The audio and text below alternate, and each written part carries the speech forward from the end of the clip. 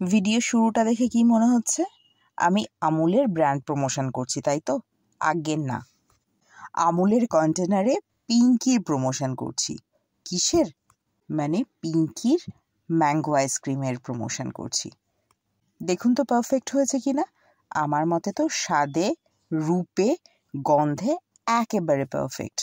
তবে যেটা গলে যাচ্ছে বলে আপনাদের মনে হতে পারে সেটা কিন্তু অত্যাধিক গরমের জন্য। এমন নয় যে আমার আইসক্রিমটা সেট হয়নি। আম থাকতে থাকতে যদি সামান্য কয়েকটা উপকরণ দিয়ে এরকম আমের আইসক্রিম তৈরি না করি তাহলে আর কি আম খেলাম বলুন। এনিওয়ে, নমস্কার বন্ধুরা, পিঙ্কির আহারের দরবারের আরেকটি নতুন পর্বে আপনাদের সকলকে স্বাগত জানাই। একেবারেই দোকানের মতো স্বাদের ম্যাঙ্গো আইসক্রিম কিভাবে তৈরি করতে হয় চলুন আজকে আমি সেটাই শেয়ার করি। এর জন্য হুইপিং ক্রিম নিয়েছি, মানে হুইপড ক্রিম।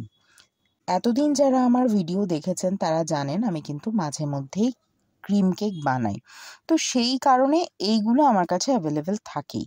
তো সেই ক্রিম থেকেই আজকের আমি কেকটা বানিয়ে দেখাবো।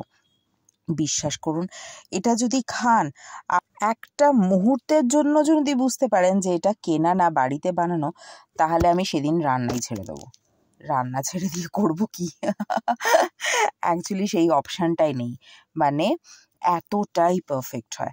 আচ্ছা, প্রথমে তো হুইপ ক্রিম দেখলেন আমি নিয়েছি, যে কাপটা মেপে দেখালাম ওই কাপ মেপে আমি 1.5 কাপ নিয়েছি। পরবর্তীতে আরও অর্ধেকটা অ্যাড করেছিলাম, সেটা কোনো কারণবশত দেখানো সম্ভব হয়নি। তারপর একটা গোটা আমের পাল্পই আমি দিয়ে দিয়েছি, আঠিটা বাদ দিয়ে বাদ বাকি। তবে এক্ষেত্রে একটা ছোট্ট কথা বলে নিই, যদি দেখেন মানে এই যে ল্যাংড়া আমগুলো পাওয়া যায় না, এগুলো তো খেতে মিষ্টি হয় বাট এর মধ্যে না অনেক আঁশ থাকে, সেক্ষেত্রে এই আমটাকে একটু কিন্তু ছেঁকে নেবেন। আর এখানে দিয়ে দিলাম আমি কনডেন্স মিল্ক। অ্যাকচুয়ালি কতটা কি দিচ্ছি সেটা আমি পরে শেয়ার করছি। আগে একবার আইসক্রিম বানিয়েছিলাম, তাতে এরকম অর্ধেকটা কনডেন্স মিল্ক দিয়ে দিয়েছিলাম, মানে মোস্ট প্রবলি বোধহয় 100 গ্রাম। সেটাতে এত বেশি মিষ্টি হয়ে গেছিলো, সে কারণে একটু সমঝেই দিচ্ছি। আচ্ছা, কনডেন্স মিল্ক দিয়ে এবার ভালো করে এটাকে বিট করে নেব। সত্যি কথা বলতে কি, এমনি কেকের জন্য ক্রিমটাকে যেভাবে বিট করতে হয় অতটা বিট না করলেও চলে। একবার খেয়ে দেখি, বুঝলেন? আমি খেয়ে দেখলাম, অ্যাজ ইউজুয়াল বুঝলাম না, এবার মাকে খাওয়াচ্ছি। মাও খেয়ে দেখে বলল যে না, আর একটু মিষ্টির দরকার আছে। তো আবার একটু মিষ্টি দিলাম। সত্যি কথা বলতে কি, এরপরে আবারও একটু দেব। এখন আপনারা ভাবছেন তুমি কি কনফিউজড মানুষ রে ভাই? অ্যাকচুয়ালি না, সব আম তো সমান মিষ্টি হয় না, সেই কারণে একটু টেস্ট করে করেই দেয়া ভালো। তবে একটা ছোট্ট কথা বলে রাখি, যে ঠান্ডা হয়ে যাওয়ার পর কিন্তু মিষ্টিটা একটু কমে যায়। দেখলাম রঙটা একেবারেই ভালো আসেনি, তার কারণ ক্রিমটা অনেকটা ছিল, সে কারণে আমি একটুখানি ফুড কালার মিশিয়ে নিলাম, একটু হলুদ রঙের ফুড কালার।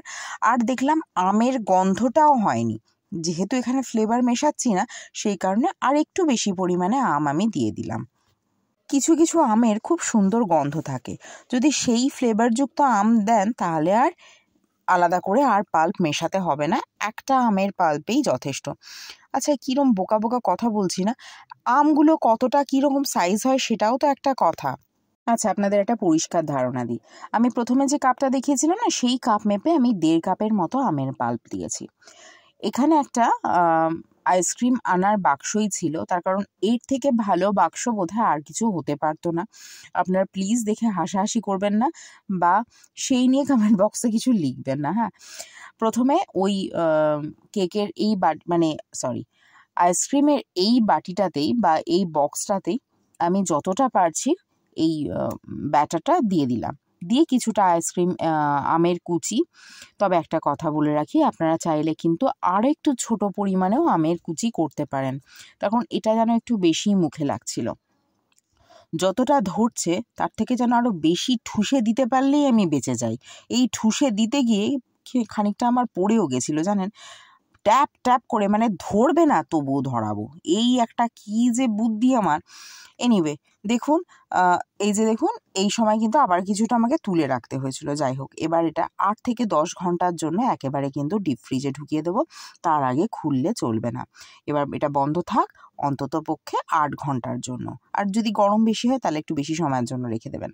থাক, ফিরে আসি বরং 8 ঘন্টা পর।